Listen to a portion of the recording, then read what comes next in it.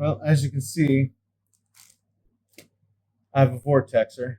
So this is a magnetic stir. They come with these different sizes of stir bars, which you place into the center of the water or center of the vessel, and then you add the water. So I wouldn't just throw them in like regular cups like this because it'll probably break them. But until I get my glassware, my labware, I'm using a glass cup, a drinking cup, and I don't know. I went through the smallest. I went through smaller sizes, leading up to the size that I have in the cup right now, and it seems that the medium-sized one works better for this tall cylinder shape, the volumetric shape that this seems to embody. But yeah, the vortex isn't as stable as I'd like it to be. Now I can get it to go faster, but it's not stable. It's because I don't think it has anything to do with the volume of water versus the size of the stir so much, but rather that it's a combination of that with the surface of which the stir bar is sitting on, which is not uniform. So I don't know, but it is vortexing, so that's what matters. And yeah, until my other magnetic stir gets in and my glassware comes in, this is what I'm working with, and I'll make a video. Let you guys know. All right, later. Hey, what's up, guys? Yeah, huge difference in the taste of water. Huge difference. I could taste it. It tastes so clean. It's like I'll have to let y'all know. So I got a decanter. Actually got two decanters coming in, crystal decanters, and with aerator. So I'm interested to see how that'll do. What this will end up doing for the water that I'm drinking. But yeah, if you guys end up getting a setup like this, you can get it on Amazon. I paid what, $30 for that magnetic stir. It comes with a few stir bars. And then yeah, if you got any kind of glass laying around. But you want something thick wall just in case.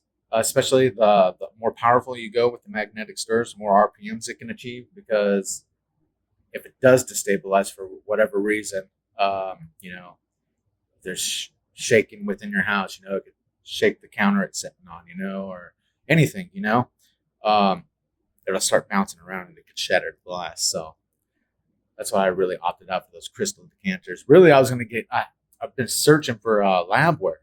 And I found a whole bunch of labware online, but it's just like more than I wanted to pay.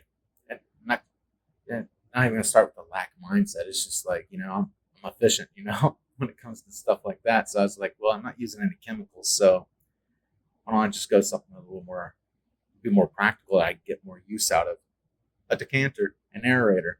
So if I want a glass of wine, I can vortex that too now. All right. Anyway, laters, guys. Peace.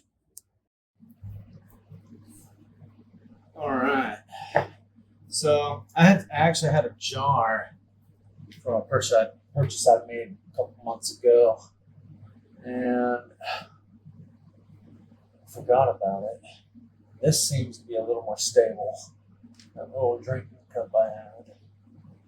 So I'm trying to visually line it up.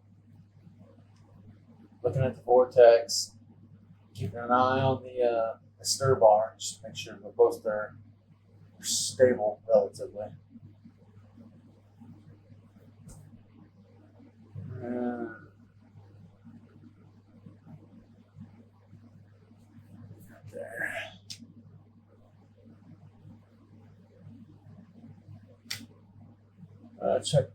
Turn it up a little bit. Do this in increments because I don't want it to destabilize it. Have a sudden destabilization there, it just starts ricocheting everywhere. Plus, when you have close walls, if the longer the bar is, or the bar size relative to the container, if it's touching the wall or getting really close, it makes sound, which is not necessarily a bad thing, but I'm trying to take into consideration that, sound travels through water so fast. There's been multiple studies showing that whatever sound frequency, like with cymatics and stuff, that you introduce through water, it'll start to take on the structure of that vibration. So if it's rubbing up against the glass, it's making this sound. That's what the water's going through. And then I'm going to drink that? No, we're not doing that. We're not doing that. No, sir.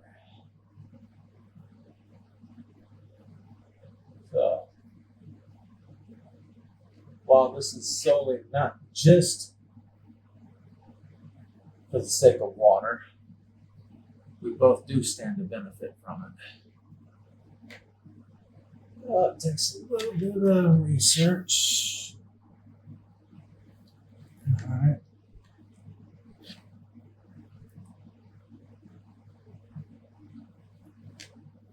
All right, let's turn it up a little more.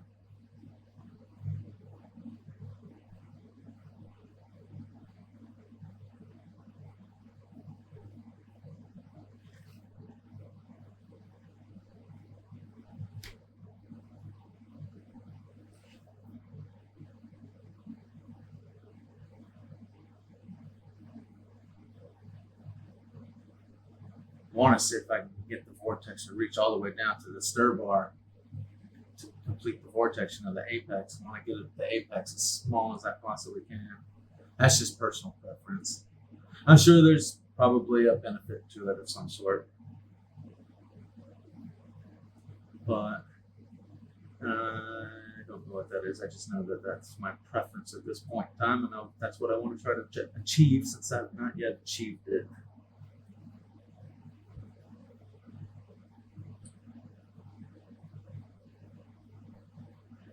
And I use filtered water, by the way.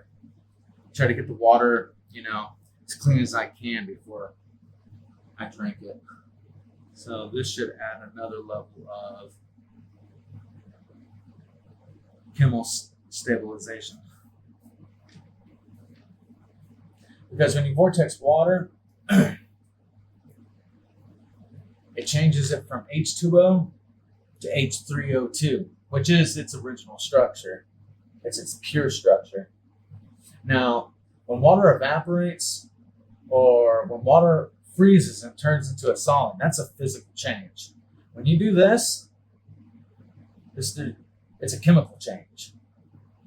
The studies have shown that just doing this to water can actually neutralize whatever chemicals are in the water. So if there's any kind of toxic chemicals that you may be drinking, just do this, and it'll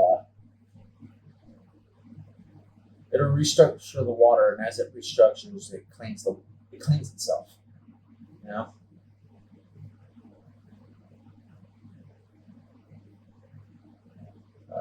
No, that is not stable. So let's bring that back some.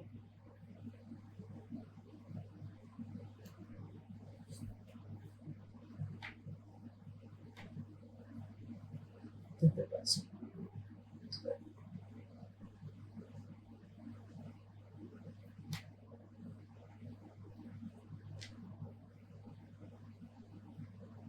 Oh, this is so cool seeing this up close in person. I can only imagine what my water's going to taste like after a couple of hours doing this.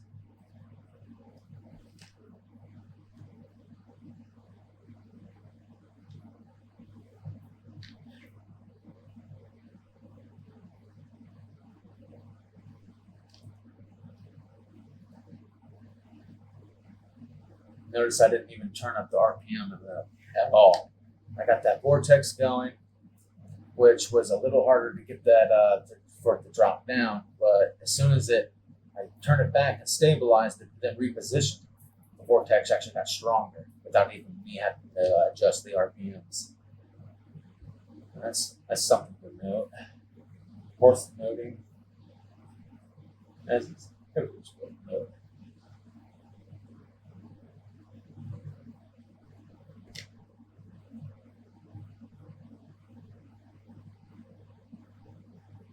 If you have any jewelry, you might want to take it off unless it's not magnetic.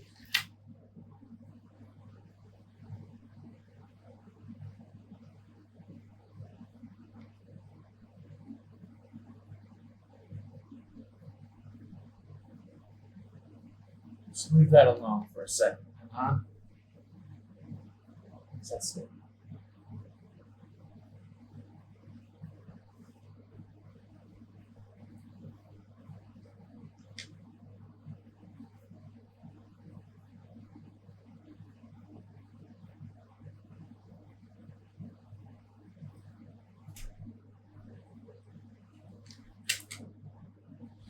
Trying to line up the hole with the vortex and see if that would help stabilize it at all, you know?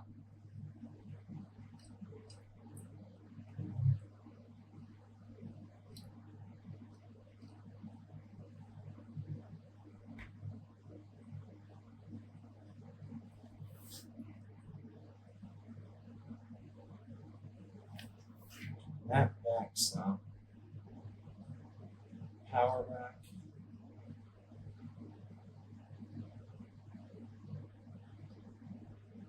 You know what, to be honest. So with this jar, there's a little bit of a raise. You know how some jars have that raise at the bottom? It does have one of those. But I took that into consideration before I tried this because even that bump that it had a surface diameter of like, what, probably an inch and a quarter, inch and a half. I don't know. But which is all flat, by the way, as far as my eye can tell. Whereas this, it goes like this, it goes like this. In some areas, this is like, dang. So that seemed like the more stable option. Remember, I turned this down. I even turned it down, and the vortex is getting stronger. This is going to be so much fun. All right, that is, guys.